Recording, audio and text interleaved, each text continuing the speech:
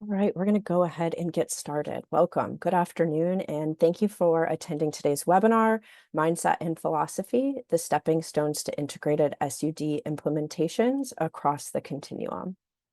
Let's take a moment to ensure that everyone in the audience is ready and comfortable with the technical aspects of the webinar. As you will see, closed captioning is enabled for today's webinar. We also have American Sign Language capabilities enabled in this meeting. You'll see a notification that sign language interpretation is available. If you don't see that, it is likely on your bottom taskbar if you hit the More button. If you need any tech support during today's webinar, please send a message through the chat box and we will address it for you. If you have any questions during today's presentation, we welcome them and ask you to please enter them in the Q&A area. The questions will be sent directly to the presenters and moderators. The chat is turned on now, but will be turned off until the end. So please utilize the Q&A feature. Next slide, please.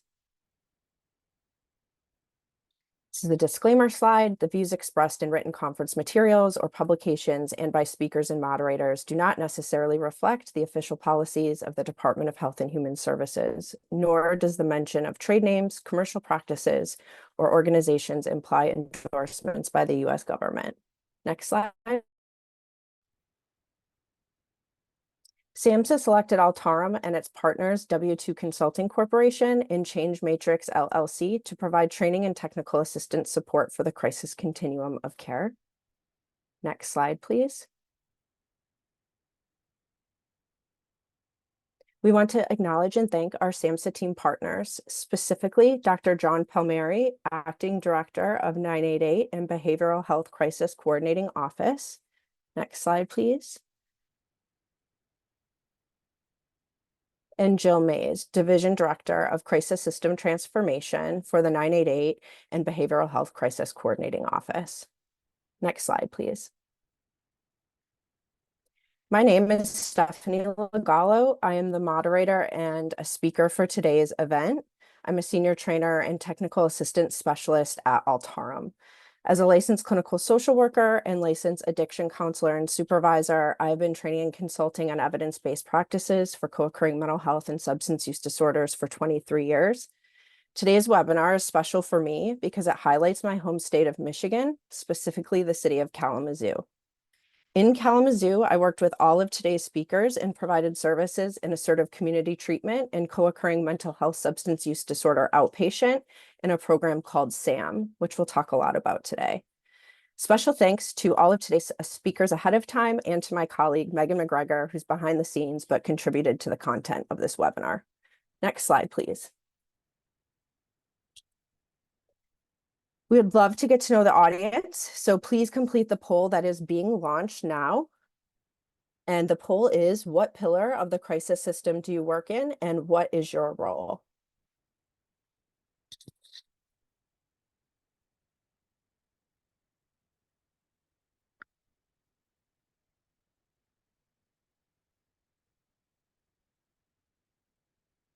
All right, so hopefully folks are able to see that poll.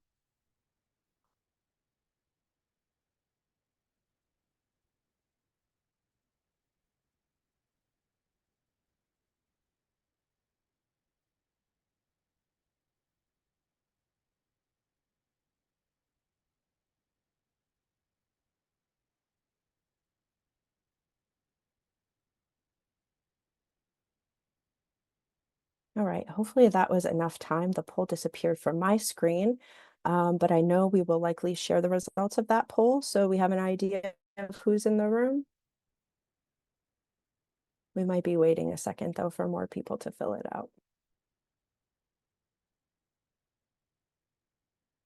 All right, so it looks like we have people from all three pillars here and positions all over the map. We have some program managers, crisis workers, case managers, social workers, peer recovery specialists, etc.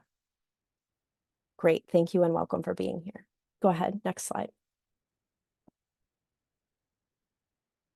Today's agenda includes a mindfulness practice, learning objective review, an introduction to the stress vulnerability model, 3 different guest speakers, time for questions, a review of upcoming events, and office hours that will directly follow today's presentation from 2:30 to 3 p.m. Next slide, please. We'd like to take a second to pause and give gratitude. Thank you for being here today. We know you are busy and this time away does not come easy. Thank you for the work that you do every day, wherever you are in the crisis continuum or behavioral health system. Today's topic is thoughtful. It is vulnerable. It is real. We have been preparing for today for 6 months, and we have talked for many hours about the clients we have had the privilege to work with and the lessons that we have learned over the years. We have worked with thousands of clients over 20 years. And the 20 years we have all been working in the field, and we thank those clients. Remember all of those who have died and carry all of their stories with us today. It is an honor to do this special work, and when we can pause and remember that, we bring our best selves to the individuals we serve and the world in general. While we're not going to formally practice 4-7-8 breathing today, we want to introduce it. If today becomes overwhelming, you might try to practice it a few times. This practice kicks in your parasympathetic nervous system and will start to relax you. If you're already relaxed, though, it might make you sleepy, and maybe it's something to practice before bed tonight instead. To practice, you will inhale for 4 seconds, hold for 7 seconds, and exhale for 8 seconds. Next slide, please. All of today's speakers and I have been mentored by countless individuals. We want to recognize a few of those today.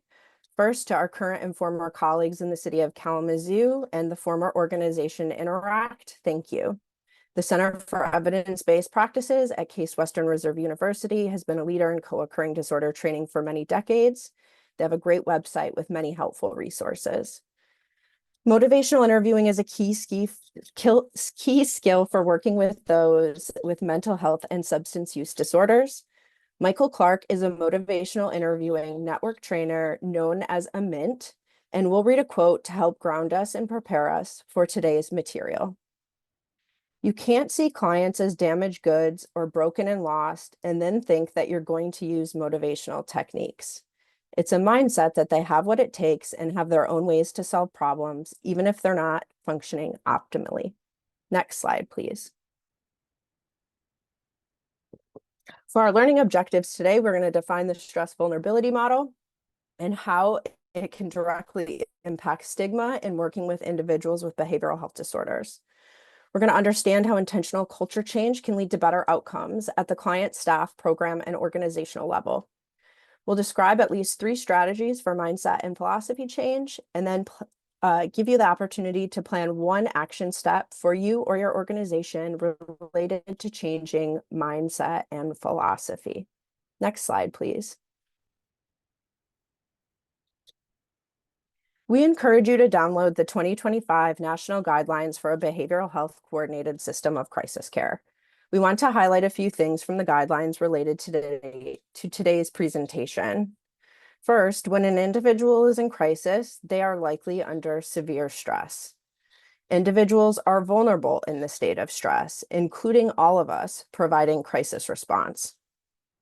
Protective factors are correlated with resiliency and understanding of your own protective factors, and the protective factors of the individuals you are working with is important. When we are providing services and making referrals, reducing an individual's stress is an important intervention, and continued well-being and long-term recovery is possible. When individuals develop protective factors, resources, and skills, they build resilience. Next slide, please. As we know from cognitive behavior therapy, how we think influences how we behave, and how we behave as individuals and organizations shapes our relationships with clients, and as a result, directly impacts integration efforts. Research supports that the relationship between a treatment provider and a client directly impacts client engagement and retention. One barrier to SUD integrations is that individuals, organizations, and sometimes even entire systems Look at substance use disorders as different and even intimidating compared to mental health disorders. Clinicians and other helping professionals often feel ill-equipped to screen, assess, and treat substance use disorders and co-occurring disorders. Stigma and bias in our culture leads to individual value judgments, and value judgments alone can start the stress response in a human. And when humans are stressed, it impacts their ability to be empathetic and compassionate. We know this from the work of the stress researcher, Dr. Robert Sapolsky, and others. The way we view substance use disorders and co-occurring disorders directly impacts how clients access services and how we provide them. When we understand co-occurring disorders, we understand how crucial engagement is. We understand that if clients are not alive, we cannot do anything else to help them, and that keeping clients alive is imperative to our work. We can break down barriers and silos and streamline processes and funding so that clients can easily access what they need versus doing things for bureaucratic convenience. 988 has been a true testament to this. Anywhere in the country, someone can text or call 988 and be connected with support. This didn't happen by mistake. It took intentionality by people all over the system, from the top to the bottom, to break down barriers and provide direct support that has saved the lives of countless individuals. When you reach out to 988, it doesn't matter who you are or what your issue is. There is no wrong door. Next slide, please. The stress vulnerability model has been around since 1977, first established by Zubin and Spring. This is a simple model that looks at genetic predisposition plus stress leading to mental health symptoms. Over the years, this model has been studied and applied to mental health disorders. The theory explains that stress, drug use, which can also be considered stress, medications and coping strategies play a role in system manifestation and severity. Next slide, please.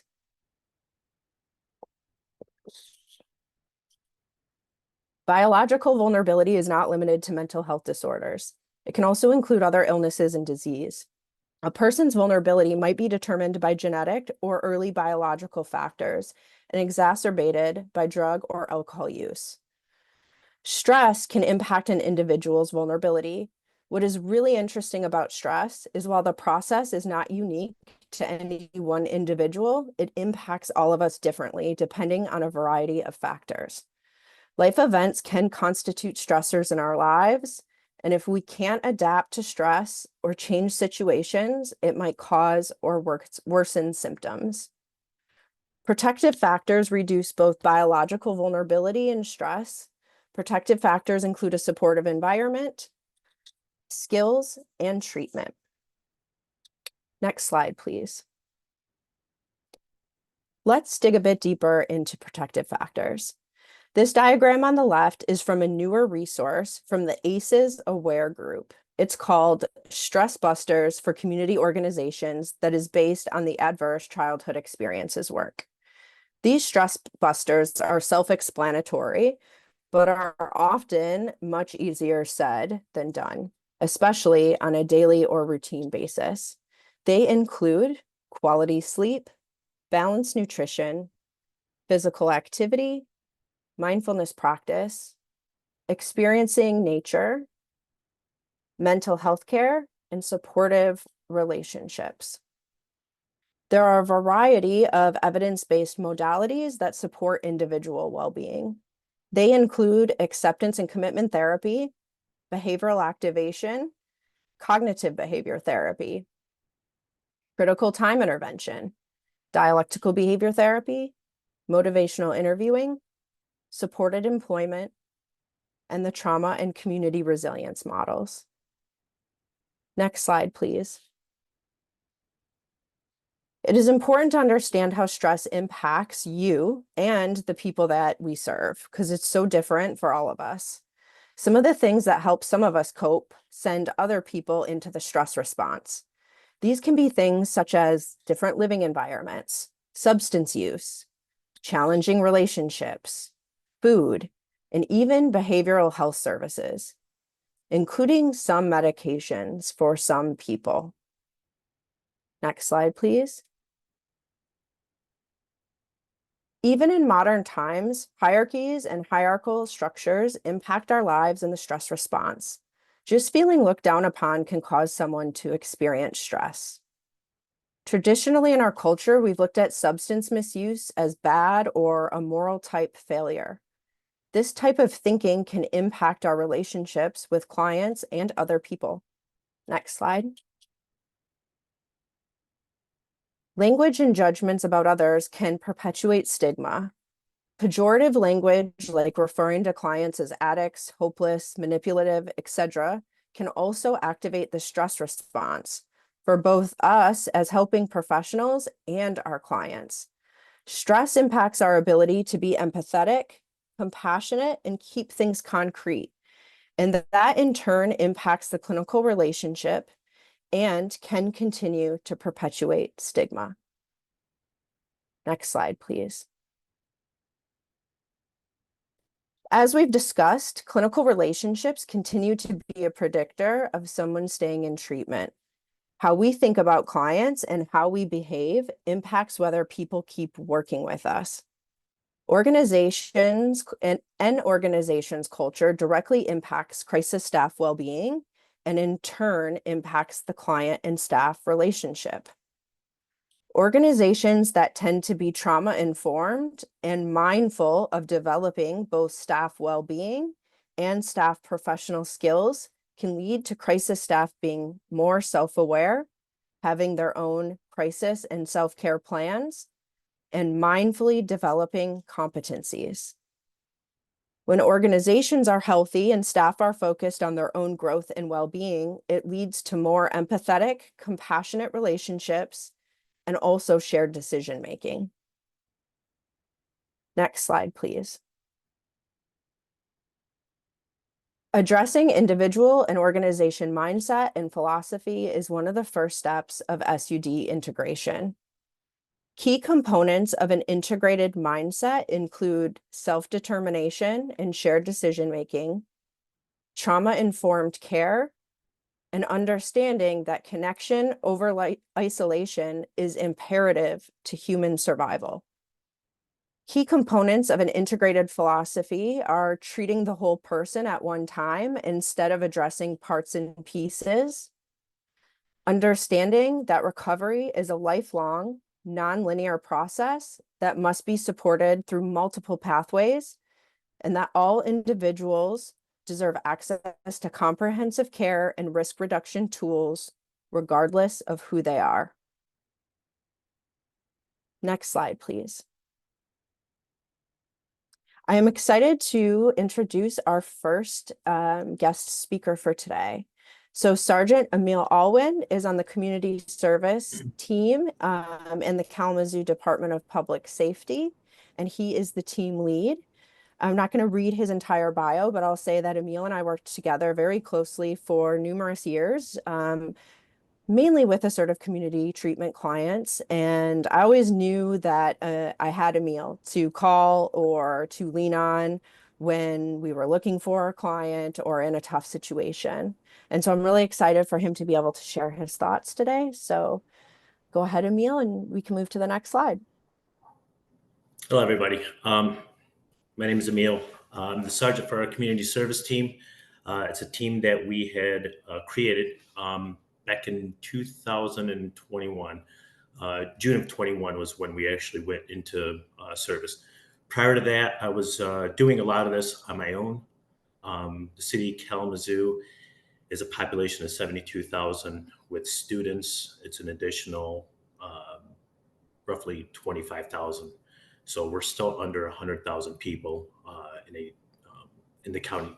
I'm sorry, in the city of Kalamazoo. A little bit nervous. So when I first started doing the community engagement, I was coming back to the road from being in the fire service side. With Kalamazoo, we are public safety, so we do police, fire, and medical. I had an opportunity to sit in a station and drive a fire truck, which bored me to death.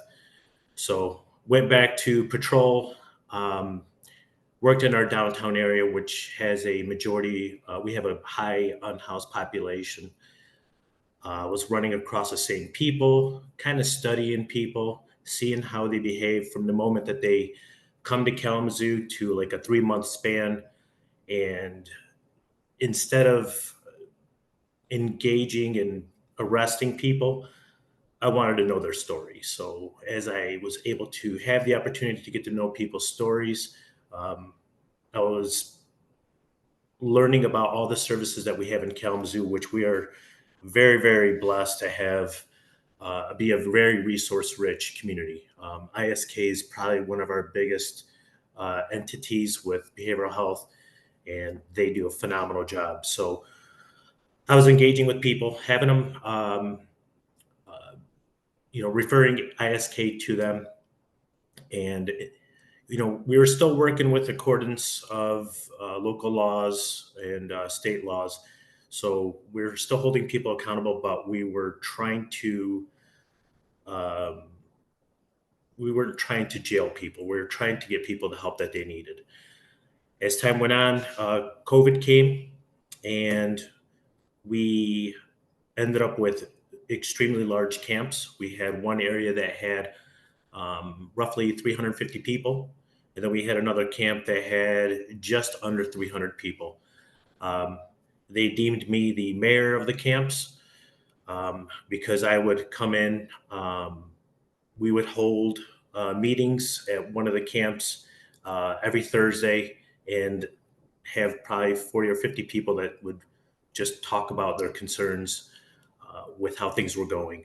It got to the point where I was taking my personal truck, my personal dump trailer, and driving through the community. The encampment, and basically holding people accountable still by giving them trash bags, making them clean up after themselves. And again, that relationship continued to build. We ended up with our street outreach team through ISK being developed and coming into the camps. Street medicine team through WMU Med School would come in. Plus, we'd have advocates and activists that would as well come in. So as we were continuing through this, we were engaging with individuals, we were assessing the situation, we were referring them to different organizations.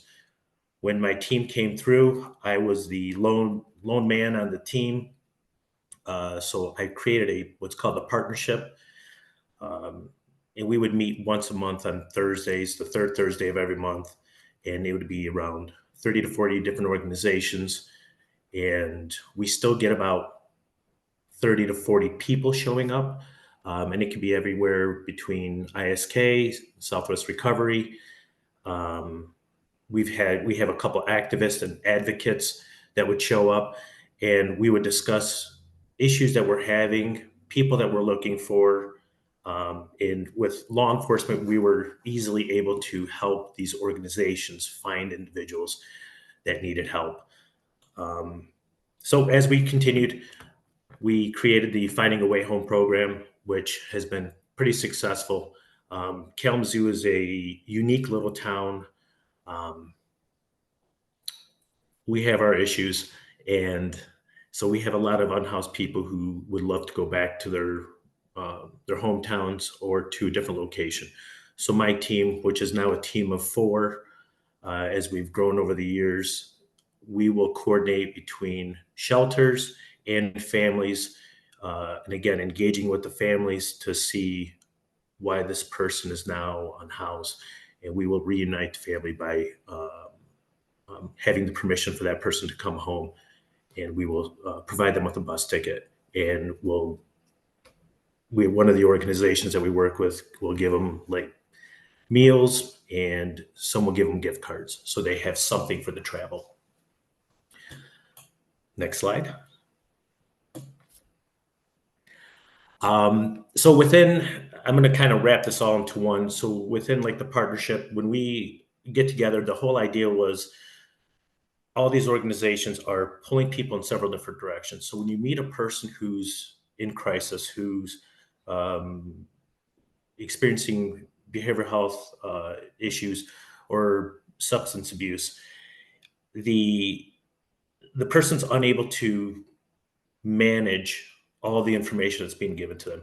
So the idea was to come together and lead individuals in one direction. So we would encourage people to go the one direction, whether it's going to ISK, going to Southwest Recovery, going to rehab, or getting them resources that they need um, to basically function in the elements that they're in. Our team also provides them with brochures to contact us or contact 911. They have several different means of contacting myself and my team, whether it's email or our business cells, as well as it has several different organizations that we work with closely that can assist people. So they always have that. So whenever we make contact with a person, they usually have my business card or one of my team members' business cards and our brochure, which they always, throw up and say, "We already know." Um, so yeah, that comes in with staying in our lanes, collaborating, and having respect for one another. Not everybody has the same mindset. You throw a cop into a situation, and things are going to get a little hairy. We're not the easiest to deal with. But we get along well with our ISK. We get along well with our street medicine team. We have gone leaps and bounds. I think the first time I had a community mental health worker ride with me was back in 2015.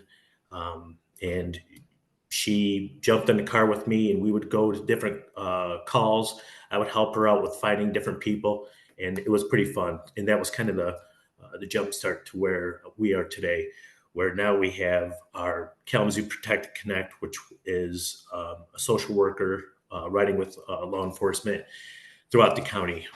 My agency has three social workers that do ride with us. They're assigned to my team as well as our community policing unit. We do mental health pickup orders, court orders, and we also do checkups on people that were coded out as unhoused or behavioral health, which officers will run into throughout the night or throughout the day. So we do a lot of follow up with individuals. We try to be mindful and respectful of the individuals when we go to their homes or go to their wherever they're at, wherever we find them. If they do not want the help, we just advise them that they're more than welcome to contact us to get the help if they wish to, but we don't push it. Um, we have the same goals. We want people to live their lives and to be prosperous in whatever way that may be. Um, we don't want individuals. Our biggest mental health facilities are jails, and we try to push from the jail to getting help and helping educate society that having behavioral health issues is not illegal. For me, being unhoused is not illegal. This is something I tell people at town hall meetings when people are complaining. I tell them at their businesses when people are complaining. It's not illegal for a person to stand on the corner of a street and yell because they're going through something. But it's again an education piece that we also do with the community to ensure them that um, you know people need their space, and we are not here to just arrest everybody. And of course, law enforcement has gone a long way from the arrest because you see a person experiencing behavioral health to now where we're more empathetic. Now, so part of my job is also teaching crisis intervention, de-escalation, and a couple other things. So one of the biggest things we teach is, especially with myself, I teach a de-escalation with tactics. There's a way to approach people to assist them in de-escalation while still being cognizant of how that person's behaving or what that state of mind is for that person.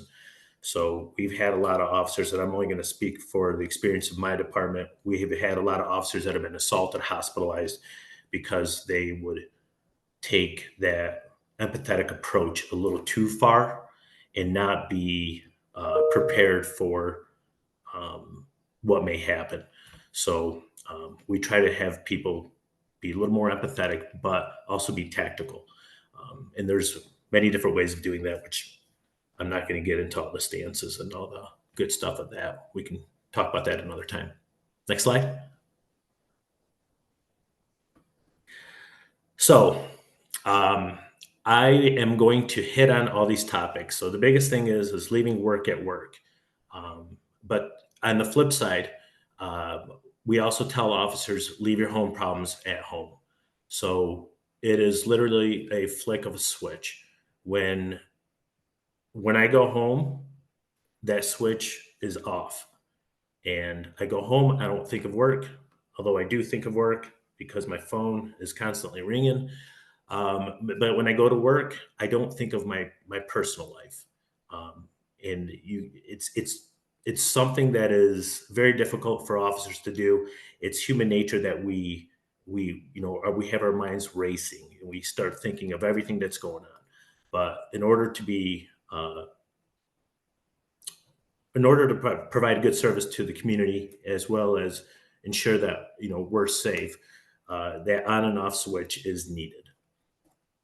So I'll give you a little story because we all love stories.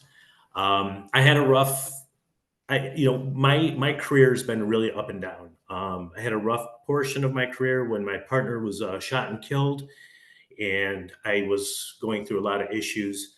And I mean, I was a mess. Um, I don't think I took care of that too well. I think I did the best. We in law enforcement, we don't try to go see therapists, or we don't talk about our feelings, and we don't um, really engage. The typical thing that cops do is to drink your sorrows, and you talk about anything but the situation. But I was um, realizing how my life was going and decided to seek therapy. So I was seeing a therapist, and years gone on, get married again, hence again, um, live what I thought was a great life. In 21 was kind of an interesting year. We were in COVID. My marriage was going really well. We were enjoying each other's time, and um, so again, we're going to get into their vulnerable state. So be mindful. I may have a hard time, and I may try to censor myself because I don't want to give too much information because it's not something I'm apt to do in front of 153 people. So in 21, I was promoted. I did a late promotion in my life because I just wasn't interested in promoting, but it got to a point where I was doing what a sergeant typically does. And I was creating the community service team.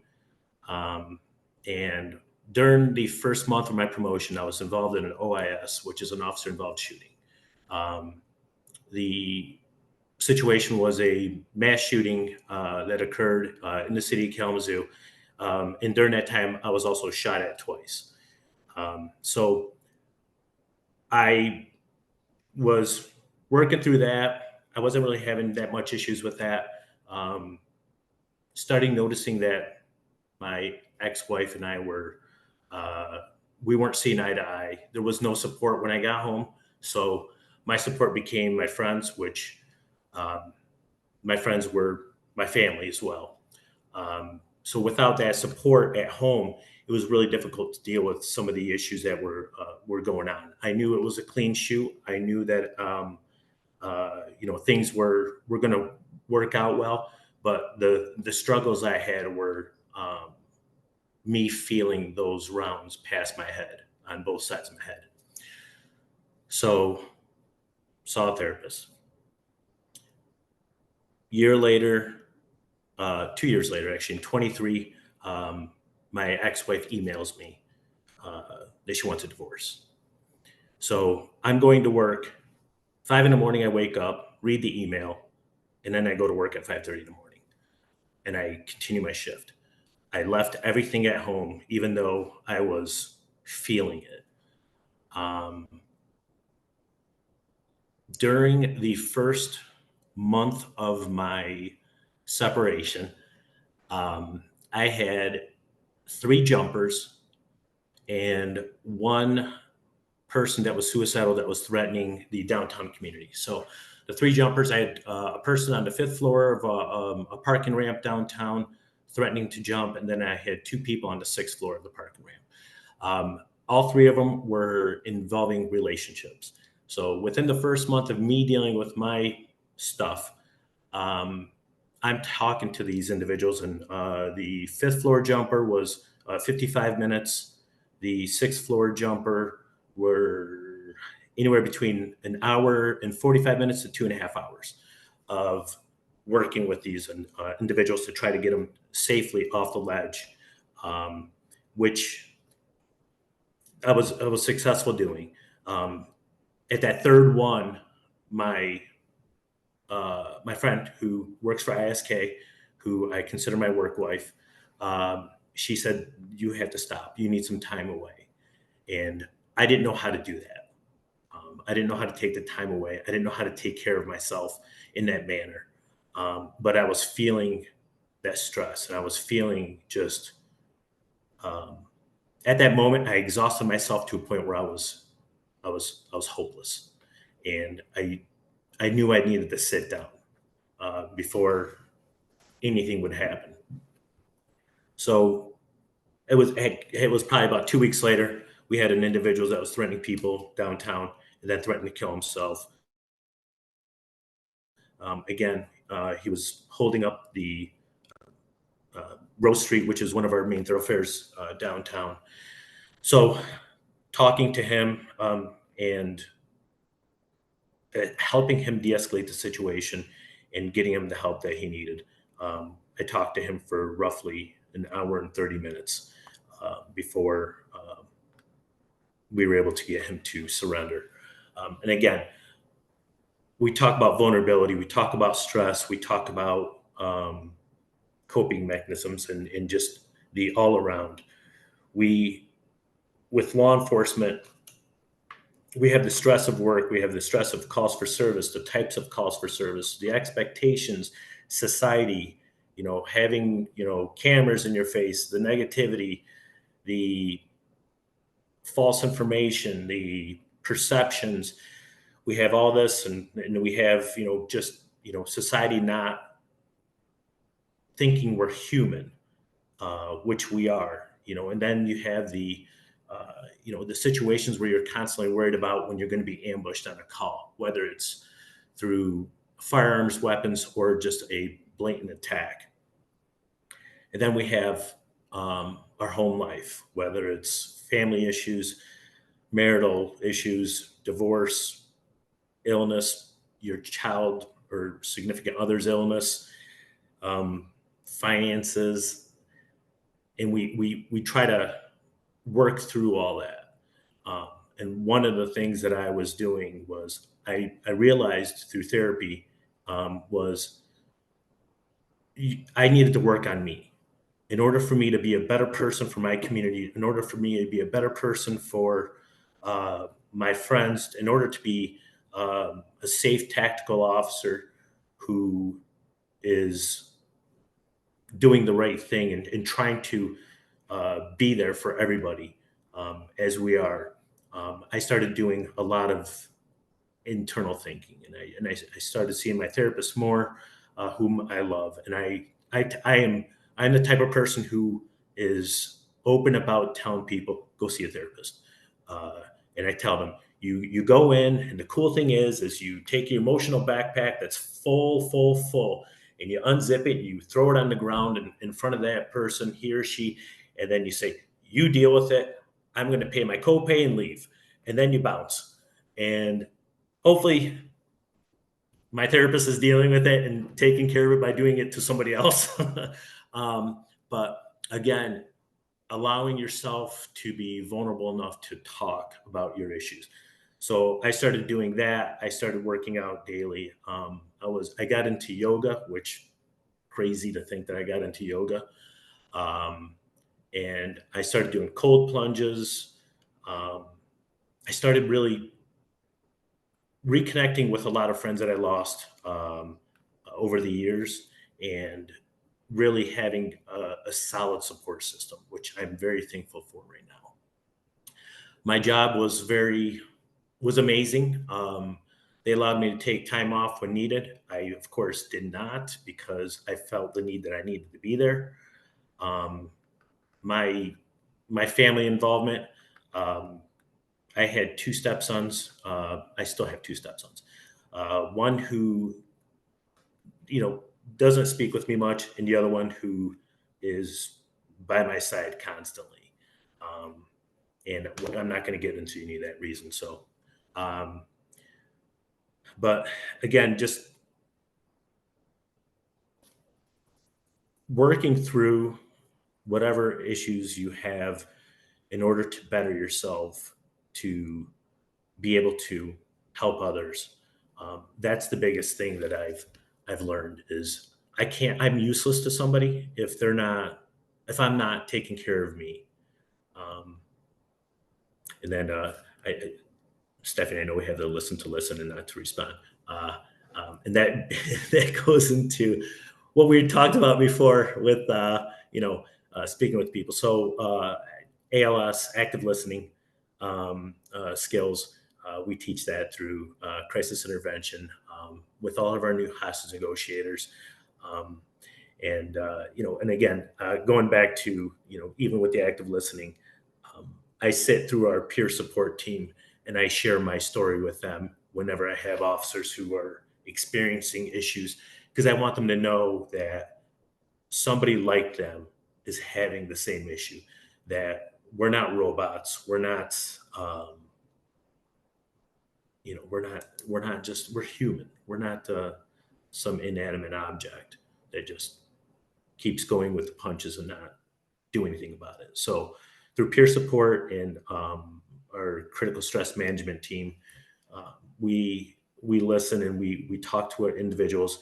I have officers that come to me one on one. A lot of the officers are intimidated by me just because I bark, um, but they come to me when they have concerns or questions, and I'll sit down with them and pour my heart out to them and be vulnerable to them so that they understand that there's somebody that they can talk to. I think that's it. That was really amazing, Emil. You've definitely gotten some love from the audience in the chat box, and just your ability to be vulnerable in your position and as a man in our culture was super, super powerful. So thank you so much. We will hold some time at the end for questions, so hopefully you'll stay with us. We can go to the next slide, please. Okay, so up next, we have Patrick Kaufman. And Patrick is a peer recovery specialist at the Recovery Institute in Kalamazoo, Michigan. And Recovery Institute is one of the state's only peer completely run organizations. I've known Patrick for about 20 years in different ways. It's been really fun helping him get ready for this presentation and connecting again. So go ahead, Patrick, take it away. Hey, thanks so much. Just want to warn you, my internet's a little spotty. I'm just going to push through. I want to thank Emil and everybody like him that I'm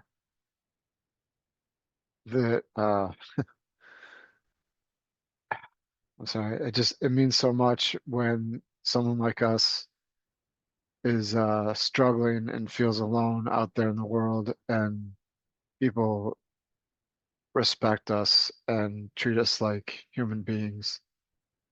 Um, it goes a really long way. I mean, when everybody around you just thinks that you're no good and you're a problem to the world, And I'm sorry, I don't know why my vulnerabilities are high right now. Um, but it means the world to be treated with respect. Like, I still belong in this world. I'm still somebody. I still have value.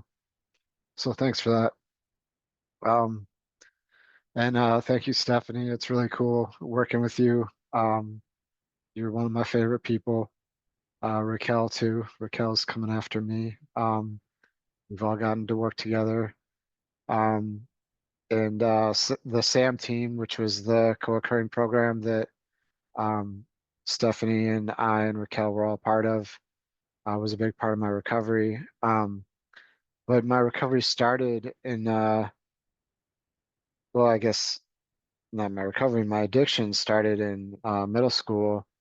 Um, I mean, I would go to health class and they'd say, here's all the reasons not to use. Here's how awful these drugs are. Here's all the terrible things they do to you. I said, sign me up. It all sounded good. I didn't care. I hated the way I felt. I wanted to feel different. Um, and the way the school was structured, the social structure, the teachers and everybody, it not to say they weren't good people, but just the message that was sent was like, hey, join the Glee Club, join sports. This is what we do. Everybody get excited about school spirit. And if you're not part of all that, you're a loser. And losers use drugs. If you use drugs, you're a loser. And that was the message. So I was like, I guess I fit into this category. I'm one of the losers. I'm supposed to use drugs. That's who I am. And not to like make that a cop out, but that is how it computed to me. That was the message that I got. Like that's who you are. Go sit over there and use drugs because we don't really care about you. We say don't use drugs, it's because we want the star football guy to stay the star football guy, you know? Um, so that little bit of resentment there, but I'm still responsible for my choices. That's an important thing not to forget, but that was part of the message to me. That's how I felt. Uh, but um, sorry, just a moment. Um, yeah, and I found a little bit of belonging in middle school. I did have a instructor who I visit up to this day. She actually helped me put together a class when I go into the psychiatric hospital.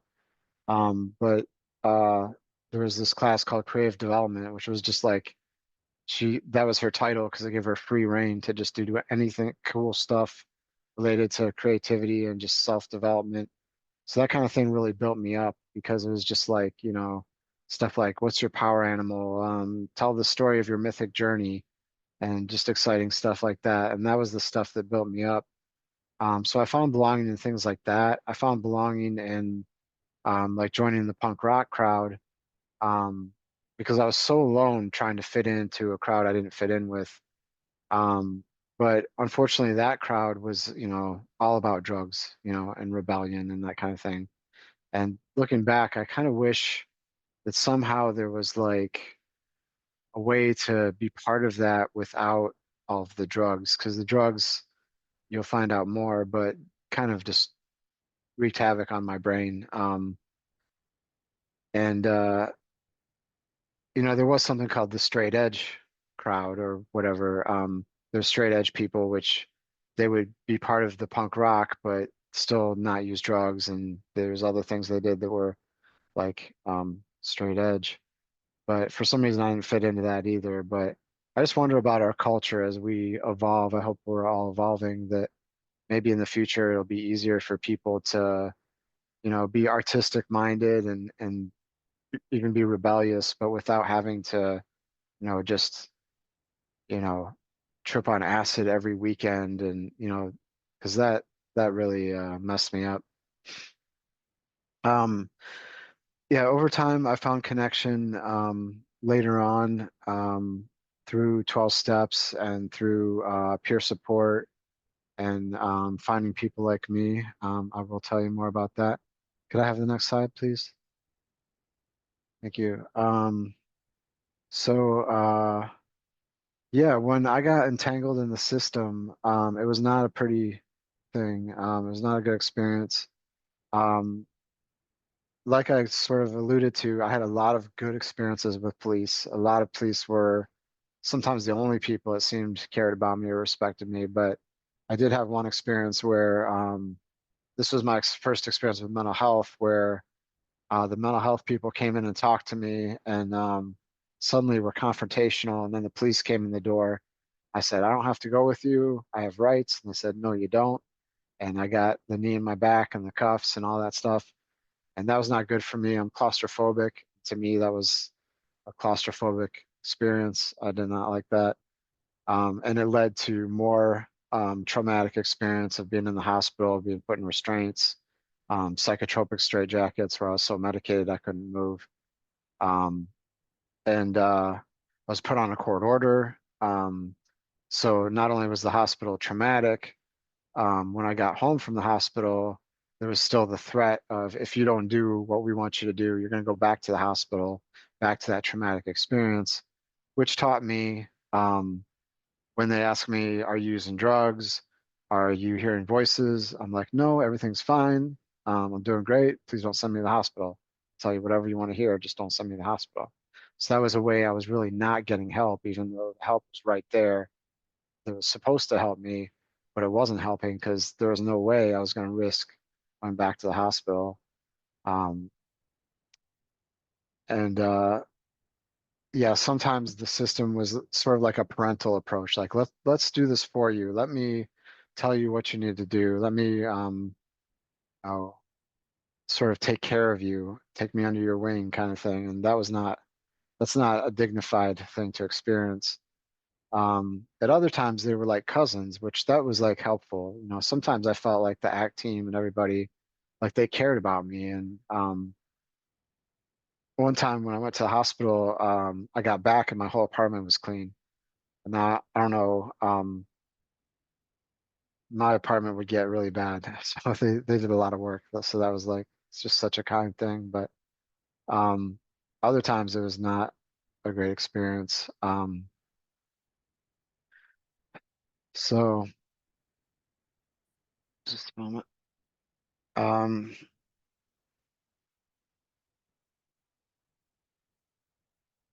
yeah, the one thing that stood out to me a little bit was sometimes the message was like, you don't have to work. Isn't that great? You know? Or I remember one time a social worker saying, oh, you got jury duty? I can get you out of that. Was like, well, that's nice of you, but why didn't you consider that I'm excited to be a citizen and to do what I'm supposed to do and be on a jury? You know, why did you assume that that's just not something I want to do? And I'm lucky to get out of it. So sometimes the expectations were low, which was not helpful. Um, so self-determined services, having control over the plan, um, when it was all about me. I started going to the SAM program. I'm pretty sure before Stephanie was, I think you were interning at some point.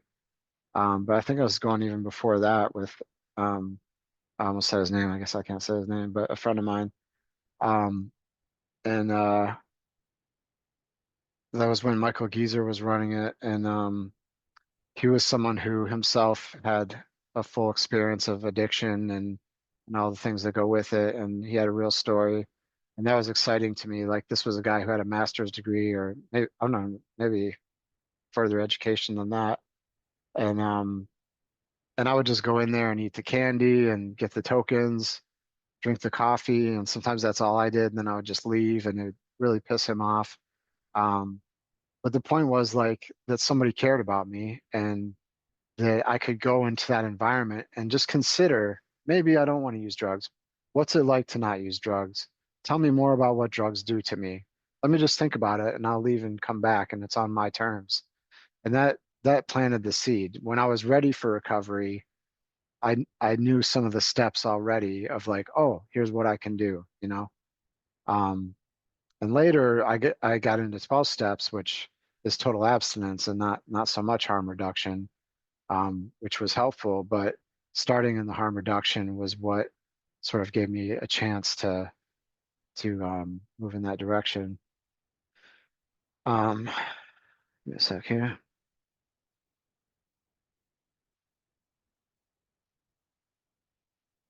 The other thing I, I guess they didn't have a peer support until I came back to SAM. So yeah, can I have the next slide, please? So being a part of the community was really difficult. They say sometimes you're only as old as you were when you started using drugs, as that's the age you are when you stop. So I was about 13 years old at 30, um, as far as my maturity level. So I didn't know how to be part of the community. Um, I'd be around parents' friends, my parents' friends, or like people that would normally be around in like in a community setting. Like I wouldn't know how to have a conversation. Like what kind of beer do you drink? I don't know. I didn't know what to say. Um, so being part of the 12-step community eased me into that because Kalamazoo is really strong in 12-step community, but it's really all over the world, pretty much. You can go anywhere and sort of have that sense that you already know people. Um, but um, the oftentimes they say, "Well, we'll love you till you can love yourself." They have all these things they say like that, but it kind of eased me into like I was accepted by them, even though I was all tore up, but they understood that, that was them at one time. Maybe not as bad, but and I kind of was able to learn social skills slowly in a safe place and get on my feet and then learn how to function in the world. As far as family support, my family couldn't help me directly because I was like, when I was using, I didn't want to hear about recovery. I didn't think about it. I didn't consider it. I was just trying to talk them out of money. And fortunately, they didn't fall for any of it because that would have been one more thing I would have felt guilty about. But they got involved in NAMI. They volunteered. They helped people that were willing to accept help, which was really a beautiful thing. And when I was ready, they already had something to offer. So I always say the best thing they did was take care of themselves. Um, and then I was able to come and lean on them when I needed it, and they had that strength that they built on their own because they didn't let me drag them down. Um, and peer support was just a beautiful thing. To be around people that thought like me, that saw the world as negatively as I did, and then were still able to somehow turn that into some kind of joy without drugs. Like, wow, that's profound. There was a guy named John that was at a halfway house. I'll just call it that without having to explain it more. That I would bounce things off of and like ask him stuff, and he helped me through some of my delusional thoughts and introduced me to the 12-step stuff. He even helped me find a place to live because I would have just gone into like subsidized housing that would have not been a good environment. That was my only option if I hadn't had that support. But he works for the same team now, which is pretty cool. Um, but he understood, and so that was so helpful. And the other thing about peer support is like, wow, that was a niche. That was something I could do because here I was working minimum wage at 30 years old. Um, I mean, it's okay to be humbled a little bit, but I really would want more than that. Um, and I figured if I volunteered for a year, I could, maybe get a peer support job, which actually worked out, and I got on the SAM team after sort of hovering over that job for a year. That person left, and I took the job. And it's great. Um, when caseworkers listen for purpose, that's helpful. If like I might say all kinds of wild stuff about, you know, I'm the second Buddha, whatever. I like, okay, you don't have to believe that, but listen to the meaning behind it. What's important to me? What do I value? What am I looking for? What inspires me? That's what you have to work with. That's your leverage. That's how you're gonna appeal to me and help me get to help me get to a good place. For me, employment is the number one thing that keeps me on task. Working full time is what's healthy for me. COVID was not healthy for me. I thought it was. I loved working on the couch. I loved jumping in the pool on break time. But it was not good for me. I need a little more discipline in my life because Otherwise, I go too far.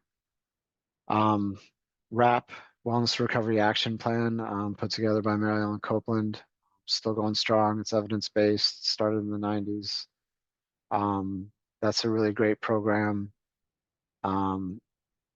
Basically just like knowing your triggers, early warning signs. The best thing I've got out of that is that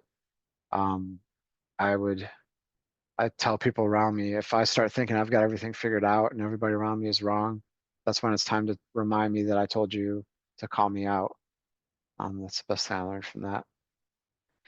And I try not to pathologize even now. I still hear voices occasionally, but I've learned that doesn't qualify as illness, at least on in the concept of like the hearing voices movement. It's not an illness, it's a different way of thinking, and I claim that. And you know, it's just when it causes problems that we have to attend to it as it's an issue. And you know, we're not trying to hurt anybody. We might have thoughts that are out there. We might even be using drugs because we're trying to cope, but most of us are not trying to hurt anybody. We're not trying to offend you. We're struggling with the only tools we think we have, and most of us would welcome that respect and that support that you guys have been hearing about already today. So thanks for letting me share. I hope I got my time limit right there. But thanks for You listening, did everybody. great. Thank you. Yeah, thank you so much, Patrick. That was fantastic. And we'll hold for questions at the end, everybody. So Okay. we're gonna introduce our last guest speaker, and that is Raquel Deonda Ring. So Raquel is a behavioral health therapist at Integrated Services of Kalamazoo. But I will just say that Raquel is probably the #1 case manager in the country. She's amazing. I've really never met anyone who can do case management like Raquel, and a big reason for that is her empathy and compassion. And Raquel is a great friend of mine. So go ahead, take it away, Raquel. We're excited to hear from you. My name's Raquel. I work at ISK. I work in a co-occurring program called SAM. And we do individual therapy, group therapy, and case management. I wrote some notes down. I'm not sure. I'll go back and forth and I'll squirrel and I might have a hot flash because I'm in menopause. You never know with me. So thank you for letting me come here and talk. I started my social work career as a mental health case manager. A couple years later, I was recruited to come to SAM. And at that point in my life, I wasn't sure what substances meant. And as a mental health caseworker, there's so much to do. I would like check a box. You're using substances, and I would refer them to SAM. I didn't know what SAM was doing. I didn't know how their program worked. I just was doing my part. With that, though, was a lot of ignorance. I didn't know what was going on. What I thought I knew about substance disorders and partying, I was wrong. I learned that there is a difference between social users and chronic substance abuse users. Lots of things were just emerging at that time too. And I have to say that Stephanie has always been a trailblazer and a step ahead when it comes to evidence-based practices and kind of sticking her neck out on the line and trying something new. So I've always appreciate that.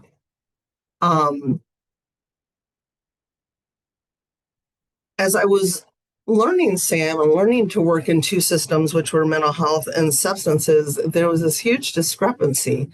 We would have folks, they would want to go to treatment. They would go to inpatient treatment, and they wouldn't address their mental health. So then they'd come out, it may fall apart, or they would go to a psych hospital and they didn't address their substance abuse or attributed all their mental health symptoms to substance use. And so it's like, how do we get to work this together? Which then the concept of co-occurring disorders came about, which is mental health issues and substance use disorders. And that started making sense. I'm losing my thoughts. I think when our system was fragmented, it just posed multiple barriers for our folks. It's hard to ask for help. It's hard to jump through 15 hoops. It's hard to go to one place trying to get one service and another place trying to get another service and then wrapping them all in together. I learned relatively quickly that the folks we worked with were not having fun. Fun had ceased, partying and fun had ceased years ago. They were actually in their own prison, which was misery. Addiction is not glamorous. For me, I think it's important to stay curious and think outside of the box. I want to know, I want to understand where folks are coming from. And I don't want to get too caught in the whys because that can trip me up. However, it's like, why the addiction? Why the pain is what I've learned and evolved into.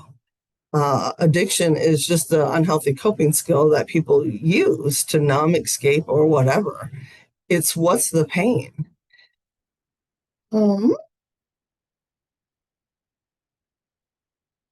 Assessments, of course, are very important and they serve a purpose. I think when you're working with crisis response, you meet people. It's very quick. You're getting a little snapshot of them, and not the whole picture.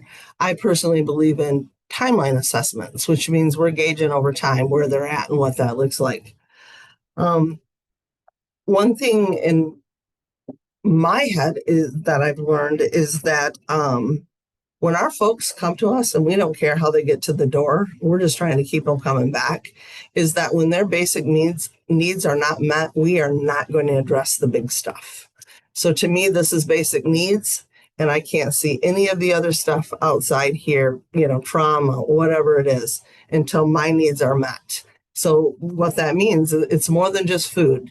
It can be clothing, housing, being the number one predictor of stability. Sure, some people get housing and they lose it. Most don't. It's like, how do you stand on a firm foundation, living in survival, living in tent city, living on the streets, living at the mission, which I'm glad we have, and it sucks too. So basic needs, especially in our populations, when someone's referred to us, the party's over. You don't just come to us. You have been through hell and back. I lost my train of thought.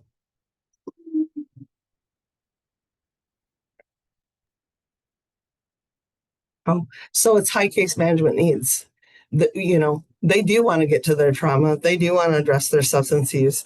They do want a better life. However, until those basic needs are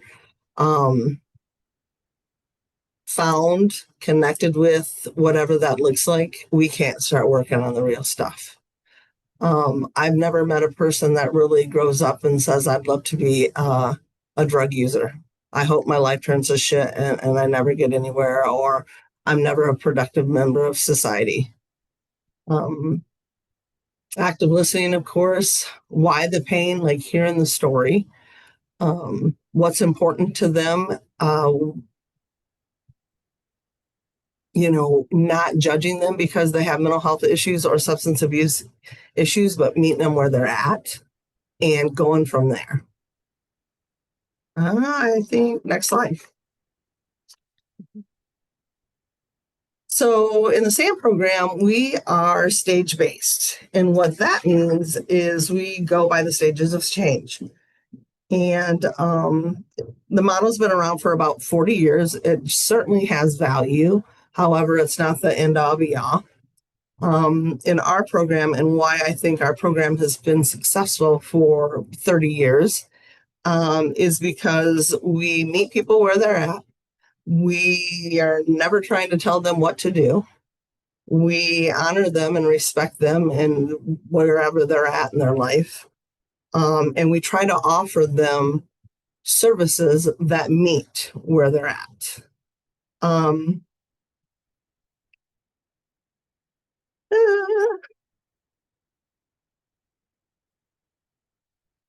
We understand that one size doesn't fit all. In fact, that rarely works. And so we really focus on individualized service for each and every person. When we get people, part of our job is to build rapport and engagement so they can learn to trust us, because trust is huge. If you don't trust the people that are working for you, how do they help you?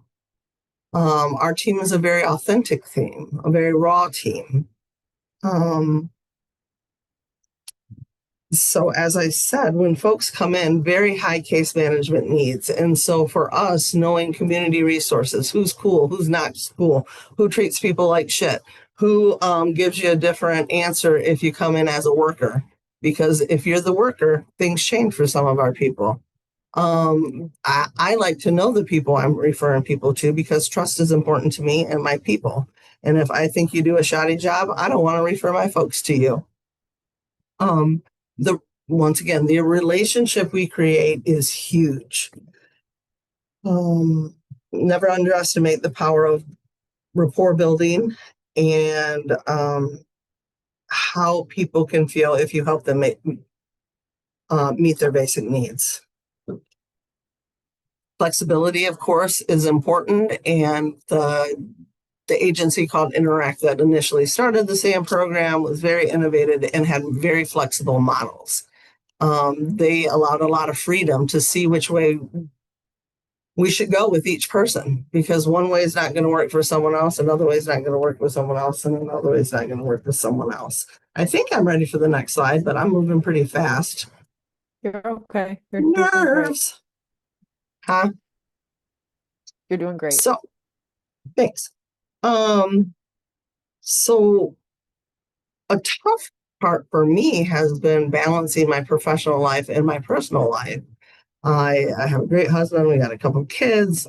Life isn't bad for me. However, people very close to me struggle with addiction. So not only am I working in this day in and day out, I see it play out in my own life with people I love dearly. And, even in SAM, people have the choice to do what they want.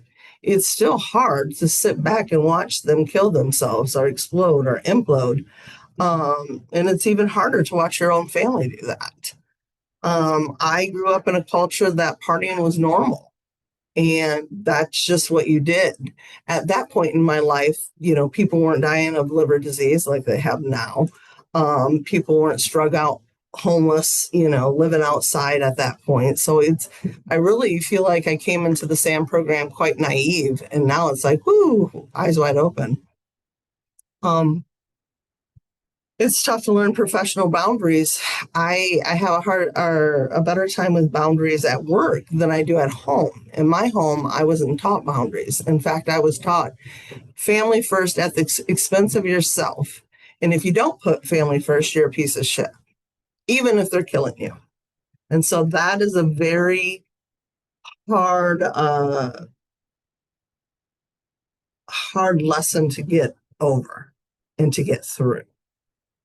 I want to bring in harm reduction, which I kind of forgot. So a couple great things happen, and I'll go back and forth in all over the world.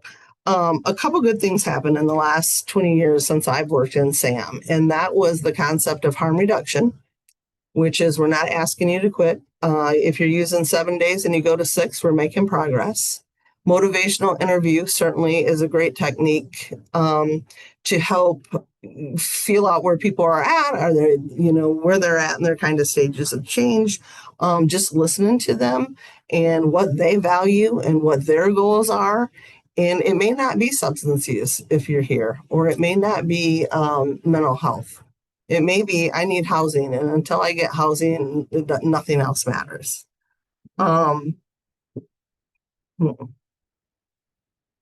I think that I'd love that our police force and Emil is working to better this, because I think that our prisons and our jails are filled with very mentally ill folks. And for a long time, that's what we did.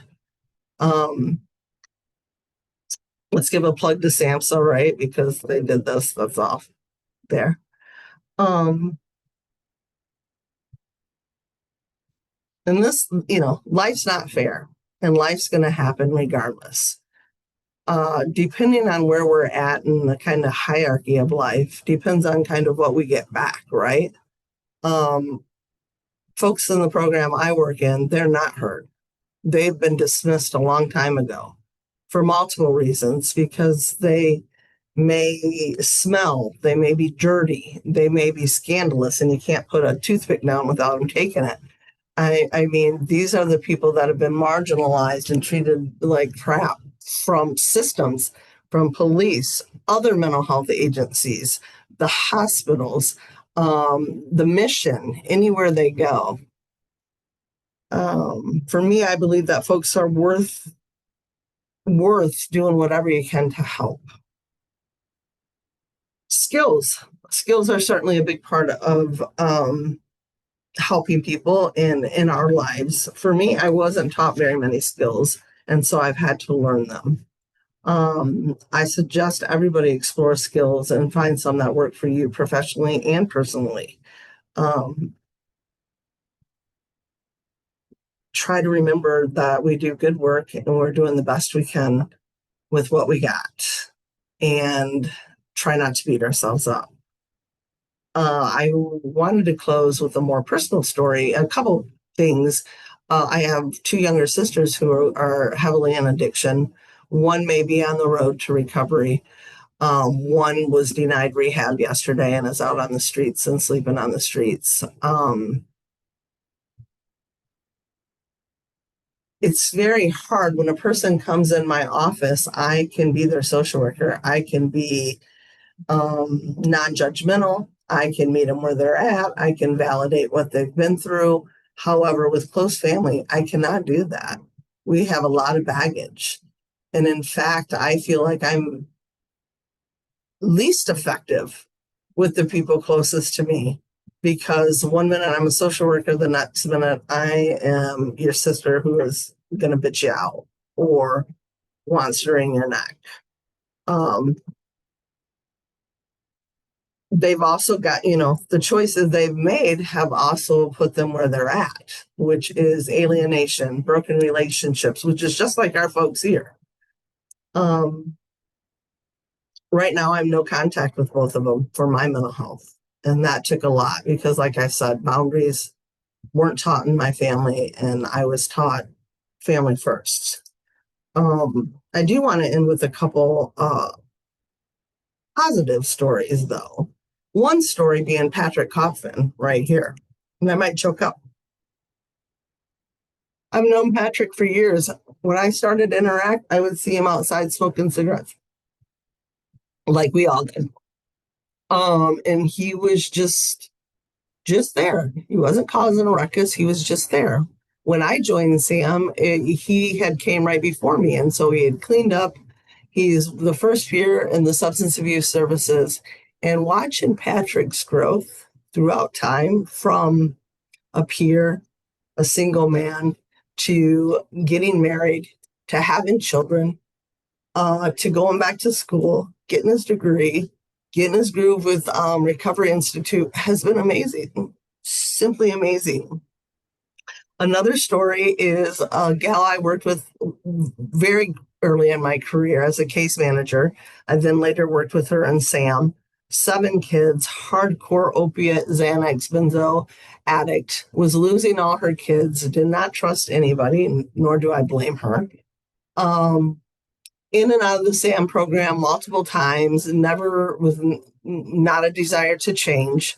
Ended up going to prison when she paroled out, which was probably about 3 years ago, came back to the program and said, I'm ready to do stuff different.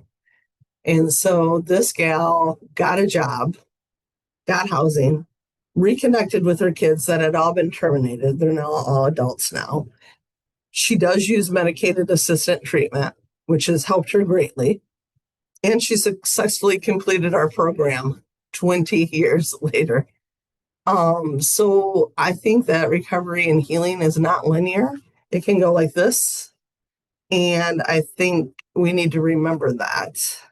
What else do I need to say, Stephanie? I think what you said is fantastic. I think this would be a great place to wrap up so we can give people a few minutes to ask questions. I, I'll just leave it with, I know one thing we've talked about, Raquel, is just like this constant evolution that you've gone through, right? And that you'll continue to likely go through that your entire life. yeah, we grow, we change, Okay, our we're gonna views do change. oh, go ahead. No, our views change, we Yes, change. yes. Um, okay, we're gonna talk about some take-home strategies, and then we're gonna open up to questions with all the panelists as well. So just quickly about individual mindset and philosophy for SUD integration. So if you want to take away some strategies for you as a person, things we talked about today, self-awareness, get to know yourself as much as you can, just like we talked about with Raquel, continue to evolve. Understand your own stress response. What happens when you experience stress and what helps you get through stress? Have a plan for managing stress. The biggest thing about stress is once you're in that state, you can't problem solve. And if you can't problem solve, it makes it really difficult to manage your stress. So thinking about how do I manage stress before you're stressed is really important. Trying to move away from those maternal approaches. Patrick talked a little bit about that with the ACT team. Acting like somebody's parent makes your job likely a lot more difficult. Listening to understand versus listening to just trying to solve problems or to respond. Having respect and reminding yourself why you do the work. Some days are really hard. Some days it's probably hard to think about how you will even come back to work, but thinking about why you're doing the work is really important. Trying to connect with clients and individuals over managing them and managing their symptoms. Continue to develop competencies. So whatever you're doing in your work, how do you want to get better and what do you need to do that? And then hope for yourself and others. So when you're starting to lose hope, finding ways to generate it, thinking about all the individuals that you have helped, looking at other stories, things of that nature. Next slide, please. So for organizational mindset, becoming more trauma informed. So learning about trauma informed care, although I think most people know what it is at this point, but really also implementing trauma informed care. So instead of just talking about it, really doing it. Focusing on staff well-being. Are you taking care of your staff? If staff aren't taken care of, it's very hard for them to take care of clients. Train on evidence-based practices, right? There's so much great stuff with evidence-based work, and it gives us a center we can go back to, and cross-train so that we can share all of our knowledge with each other. Being flexible is important. How can you offer people flexibility in their work? Safety. How do you help your workers stay safe? And, like Emil said, when you need a timeout, how do you help them get that? Actively address stigma and bias and continue to try to evolve with that, particularly with language and how we approach clients. Investing in competency development and education for staff, implementing change type language, and also reducing pejorative language. So stage-based language can also be very helpful when you're trying to move away from more judgmental language. And then being welcoming, finding ways to have a one-door approach, not excluding people from services.